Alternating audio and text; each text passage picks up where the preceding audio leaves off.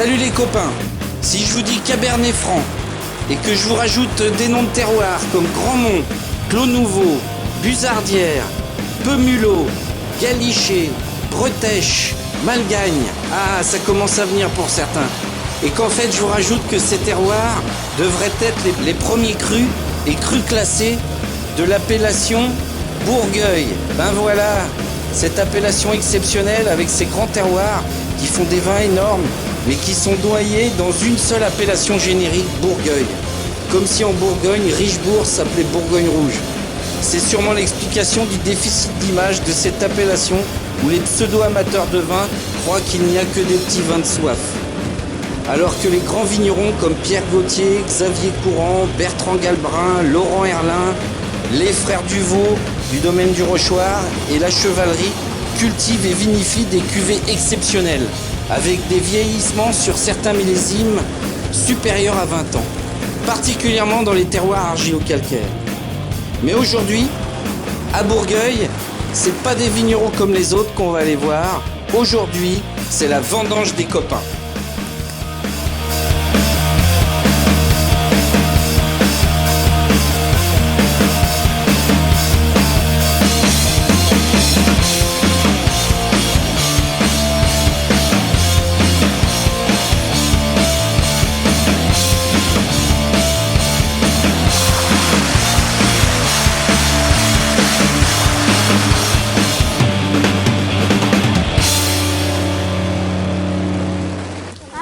Bonjour. Qu'est-ce que tu fais? Je coupe les raisins Pour faire quoi? pour mes danseux. Et après? Tu sais à quoi ça sert? Qu'est-ce qu'on fait avec le raisin? Pour manger. Ah mais non, c'est pour faire du vin. Plus facile avec la machine, je pense.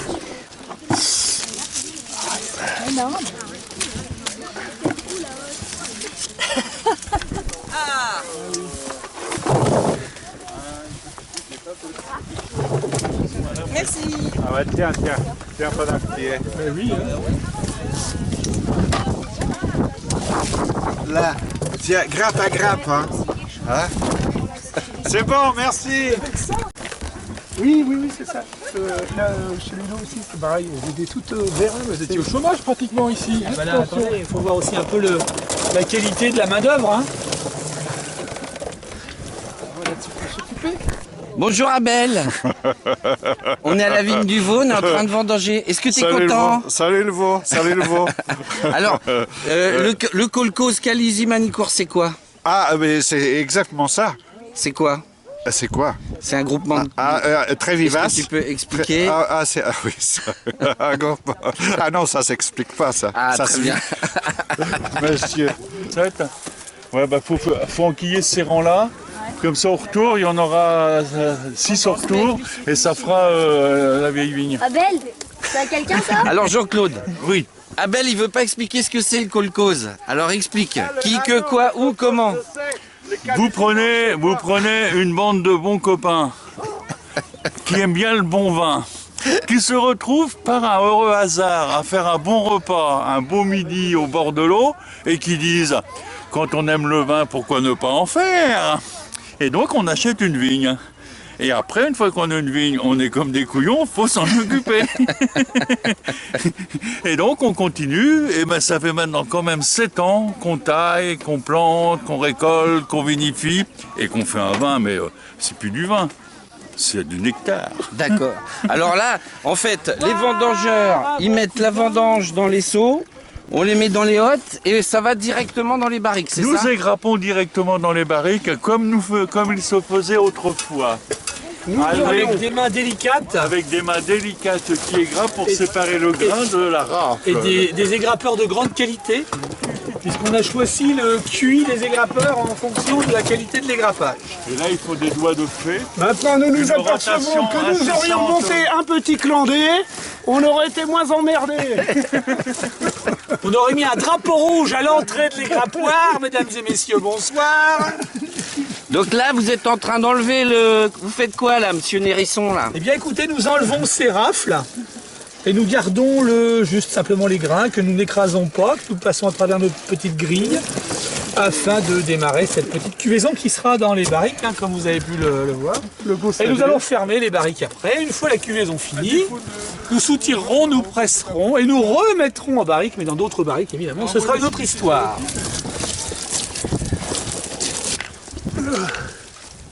C'est la première?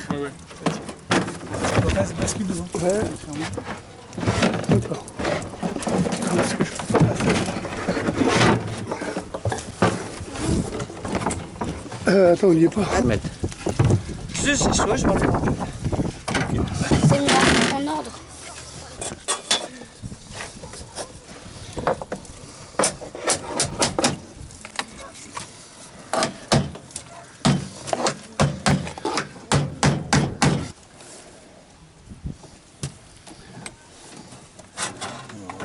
Celui-là.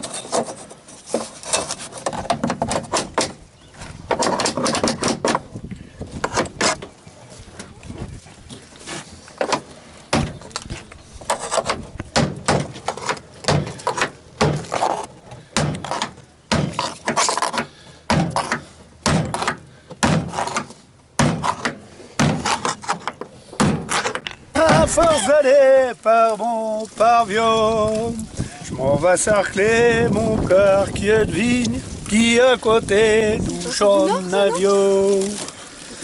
Et là-bas, tandis que je m'esquinte à racler l'herbe autour des sangs, que je souffle, que je chante, que je garde, que je quinte pour gagner le bout de pain que je n'ai pas. Je vois souvent passer dans la plaine des tas de gens qui braillent comme des vieux. C'est un pauvre bougre que l'on emmène pour l'enterrer dans le champ d'avion.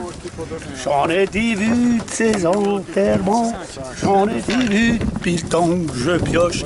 J'ai vu passer c'ti du petit mioche et c'ti du pauvre 14-20 ans. J'ai vu passer c'ti de la pauvre fille et c'ti d'époque au bourgeoisie. Et c'ti des seuses toute ma famille qui dort master dans son avion. À présent, elle, pauvre paysan, elle riche tout coup, elle, pauvre paysan. Ils sont tous deux à plat sous le friche, c'est plus que du fumier à présent. Du bon fumier qu'engraisse ma vigne et rend meilleur les vins nouveaux. Voilà ce que c'est que d'être propriétaire d'une vigne en compte et en avion. Après tout, faut pas tant je rigole, ça m'arrivera et tout ça. L'envie est un arbre qu'on élogue et je serai la branche que la mort coupera. Je passerai un biosoir qu'elle médine, tandis que chanteront les petits moignons. Et quand on me trouvera dans ma vigne, on montera dans son avion.